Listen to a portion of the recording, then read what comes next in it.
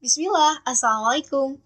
Anggap aja ini podcast, kali ini mau sharing gimana sih rasanya kuliah ngambil jurusan Pendidikan Bahasa dan Sastra Indonesia.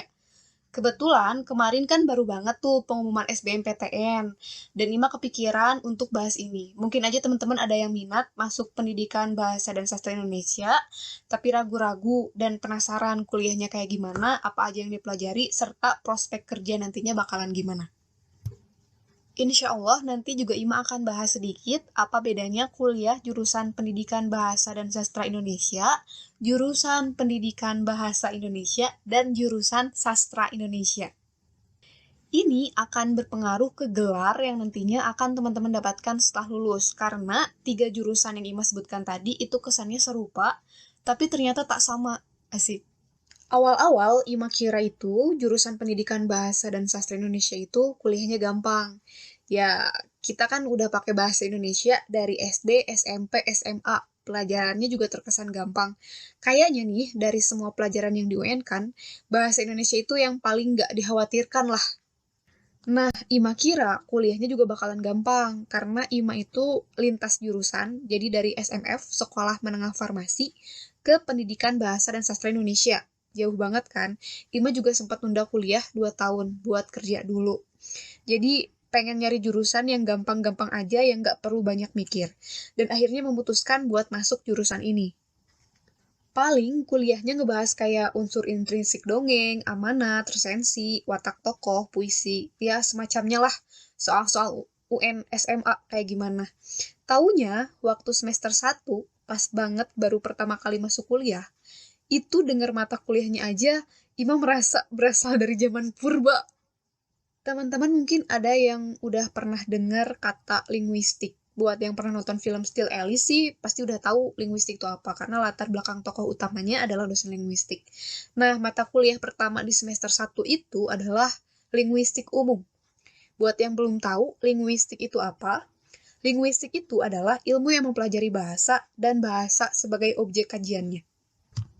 Apa bedanya cabang ilmu lain yang mempelajari bahasa juga? Ya kita tahu kan, kalau ditanya tentang bahasa, pasti jawabnya sebagai alat komunikasi. Nah, itu tuh dipelajarinya sebenarnya di sosiologi. Jadi, sosiologi memandang bahasa itu sebagai alat komunikasi.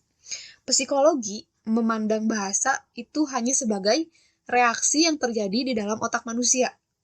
Fisika memandang bahasa itu sebagai bunyi. Nah, linguistik umum ini atau linguistik ini memandang bahasa itu sebagai bahasa.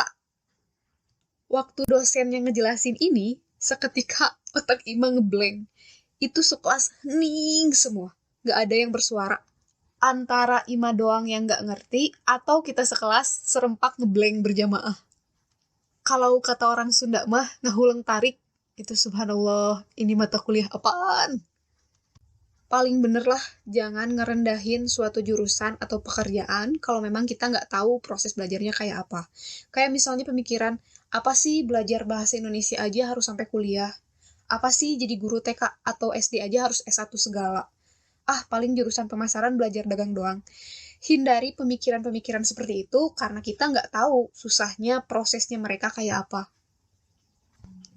Jadi, di program studi pendidikan bahasa dan sastra Indonesia itu, atau kita singkat PBSI aja biar gampang, teman-teman akan menggeluti 3 bidang, yaitu bidang pendidikan, bidang bahasa, dan bidang sastra. Contoh mata kuliah di bidang pendidikan seperti misalnya kurikulum pembelajaran, landasan ilmu pendidikan, filsafat ilmu, psikologi pendidikan, media pembelajaran, strategi dan model pembelajaran, network planning, telaah kurikulum SMP dan SMA, dan buku teks, evaluasi pembelajaran, dan lain-lain. Itu contoh mata kuliah pendidikan. Nah, mata kuliah di bidang bahasa, contohnya seperti tadi, linguistik, nanti ada fonologi, morfologi, sintaksis, semantik, sosiolinguistik, psikolinguistik, 4 keterampilan berbahasa ya, keterampilan berbicara, keterampilan menyimak, keterampilan menulis, keterampilan membaca. Lalu nanti ada lagi teori belajar bahasa, perencanaan bahasa, dan lain-lain. Sebenarnya, sekarang ada program Kampus Merdeka. Mungkin beberapa teman-teman juga ada yang udah tahu.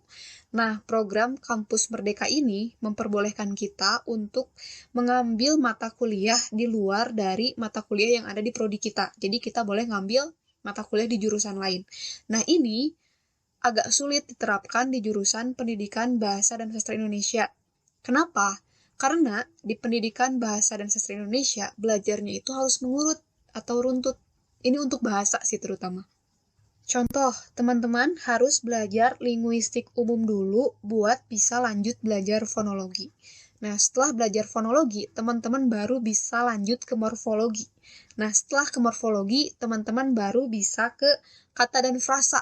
Setelah ke kata dan frasa, teman-teman baru bisa ke kalimat atau sintaksis. Ini tuh harus berurutan. Nggak bisa teman-teman tiba-tiba ngambil fonologi dulu, atau misalnya mau ngambil morfologi dulu. Nanti akan bingung sendiri. Jangankan nggak berurutan aja kadang bikin bingung. Nggak bisa ngacak atau sembarangan, kayak misalnya aku mau ambil C dulu, nanti baru A sama B, nggak bisa kayak gitu. Atau misalnya teman-teman dari jurusan lain nih, pengen belajar bahasa Indonesia, ambil mata kuliah bahasa Indonesia, teman-teman nggak bisa tiba-tiba mau belajar sintaksis misalnya, tanpa belajar mata kuliah sebelumnya. Lanjut tadi tentang mata kuliah pendidikan dan mata kuliah bahasa. Kita ke mata kuliah di bidang sastra. Misalnya teman-teman akan belajar sejarah sastra, teori sastra, apresiasi dan kajian puisi, apresiasi dan kajian prosa, kritik sastra, dan lain-lain. Setelah mengenal mata kuliah yang udah Ima bahas barusan, sebenarnya kita udah bisa membedakan apa bedanya jurusan Pendidikan Bahasa dan Sastra Indonesia atau PBSI dengan jurusan Bahasa Indonesia atau Pendidikan Bahasa Indonesia PBI dan jurusan Sastra Indonesia atau SI. Jadi ada PBSI, ada PBI, ada SI. Ada yang bahasa Indonesia aja. Jelimet kan? Jadi, kalau teman-teman ngambil jurusan Bahasa Indonesia, itu yang dipelajari ya mata kuliah tentang Bahasa Indonesia aja. Kalau teman-teman ngambil mata kuliah Pendidikan Bahasa Indonesia, yang dipelajari ya berarti bidang pendidikan dan bidang bahasa Indonesia. Kalau teman-teman mengambil jurusan Sastra Indonesia, ya teman-teman akan belajar fokus kepada Sastra Indonesia aja. Itu bedanya. Gimana gelarnya nih? Nah, kalau bidang pendidikan, itu udah pasti gelarnya SPD. Mau pendidikan bahasa dan sastra Indonesia ataupun pendidikan bahasa Indonesia. Itu pasti gelarnya SPD. Sementara untuk jurusan sastra, itu gelarnya tergantung prodinya di bawah naungan fakultas apa. Kalau misalnya prodinya berada di bawah naungan fakultas bahasa dan sastra, maka gelarnya akan SS. Sarjana Sastra. Kalau misalnya prodinya berada di bawah naungan Fakultas Ilmu Budaya, itu gelarnya akan S.Hum, Sarjana Humaniora. Nah, untuk gelar Sarjana Bahasa, atau misalnya dari S1-nya udah ngambil linguistik, itu biasanya gelarnya adalah SI, atau Sarjana Linguistik.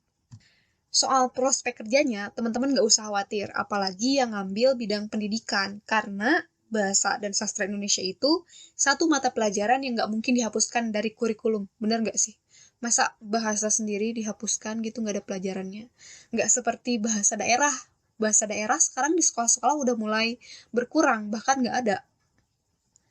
Nanti teman-teman bisa jadi guru, bisa jadi dosen, bisa jadi penulis. Walau sebenarnya penulis itu bisa siapa aja, nggak harus selalu jurusan bahasa dan sastra Indonesia. Teman-teman juga bisa jadi editor, bisa jadi ahli bahasa di bidang hukum. Di pengadilan itu perlu ahli bahasa loh. Misalnya, ada kasus pencemaran nama baik. Nah, itu perlu ahli bahasa untuk menganalisis bagaimana sebuah ujaran atau bagaimana sebuah ungkapan bisa dikatakan pencemaran nama baik. Teman-teman bisa kerja di badan bahasa yang tugasnya itu menentukan baku tidak baku bahasa, menganalisis bahasa baru, dan lain-lain. Teman-teman juga bisa kerja di Kemendikbud mungkin, atau teman-teman bisa jadi sastrawan. Bahkan bisa loh, kita dosen bahasa Indonesia, tapi mengajar di luar negeri. Kalau teman-teman pernah nonton salah satu videonya Jerome Pauline, dia pernah collab sama salah satu dosen di Jepang, dan diminta ngajar bahasa Indonesia di sana. Berarti secara tidak langsung sebenarnya di luar negeri pun ada loh program studi bahasa Indonesia.